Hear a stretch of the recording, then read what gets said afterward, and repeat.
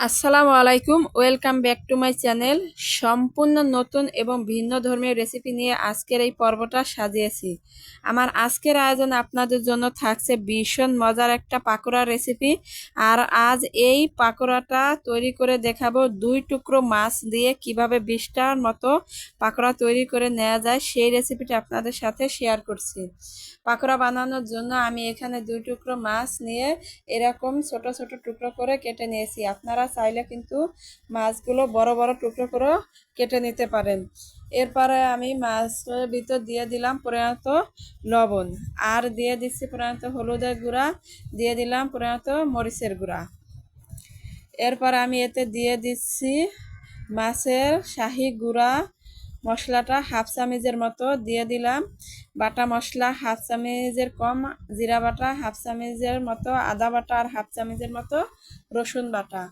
এরপর আমি দিয়ে দিচ্ছি এখানে 1 চামচ সয়া সসটা দিলে কিন্তু লবণের পরিমাণটা একটু কমিয়ে দেবেন, কারণ সয়া সসটা একটু নুনচা নুনচা থাকে, সেই জন্য লবণের পরিমাণটা কমিয়ে দিবেন। এরপরে এতে দিয়ে দিচ্ছি 1 চামচ মতো টমেটো সস দিয়ে এখন আমি মাছের সাথে মশলাটা ভালো করে মিশিয়ে একটা ঢাকনা দিয়ে ঢেকে এটাকে সাইডে রেখে দিচ্ছি 15 মিনিটের জন্য।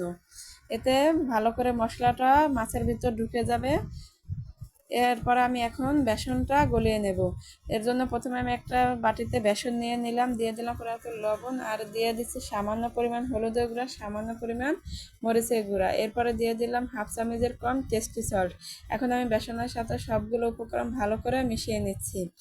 ভালো করে সবগুলো উপকরণ আমার মেশানো হয়ে গেছে। এখন আমি একটু একটু করে ঠান্ডা পানি দিয়ে একটা গোলা তৈরি করে নেব। গোলাটা কিন্তু একদম ঘন হবে না, আবার পাতলাও হবে না, ঠিক এরকম একটা গোলা তৈরি করে নিতে হবে। যেহেতু পাকোড়া করব, সেজন্য আমি এরকম একটা গোলা তৈরি করে নিলাম।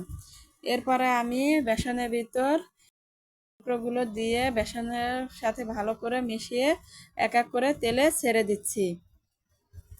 এই সময় চুলার জালটা কিন্তু একদম লো হিটে রেখে এই পাকোড়াগুলো ভেজে নিতে হবে, কারণ চুলার জালটা যদি হাই হিটে রেখে পাকোড়াগুলো ভাজা হয় তাহলে উপরটা তাড়াতাড়ি কালার চলে আসবে আর ভিতরের মাছটা কাঁচা থেকে যাবে, খেতে কিন্তু একদমই ভালো লাগবে না। তাই যে যতটুকু সম্ভব চুলার জালটা একদম লো হিটে রেখে এই পাকোড়াগুলো ভাজতে হবে। পাকোড়াগুলো আমি এপিট ওপিট করে ভেজে নিচ্ছি। পাকোড়াগুলো আমার ভাজা হয়ে গেছে, এখন আমি চুলা থেকে উঠিয়ে তেল ঝরিয়ে নিচ্ছি, নিয়ে আমি গরম গরমেই পরিবেশন করে নিচ্ছি। এই পাকোড়াটা কিন্তু পরিবারের সবাই ছোট বড় অনেক পছন্দ করবে। বাচ্চারা কিন্তু মাছ খেতে না চাইলে এরকম পাকোড়া তৈরি করে দিলে খুবই আনন্দ সহকারে খেয়ে নেবে। আশা করছি আজকের রেসিপিটা আপনাদের ভালো লেগেছে, এবং আমার এই ভিডিওটা কে কোথা থেকে দেখছেন অবশ্যই আমাকে কমেন্ট করে জানিয়ে দেবেন। আল্লাহ হাফেজ।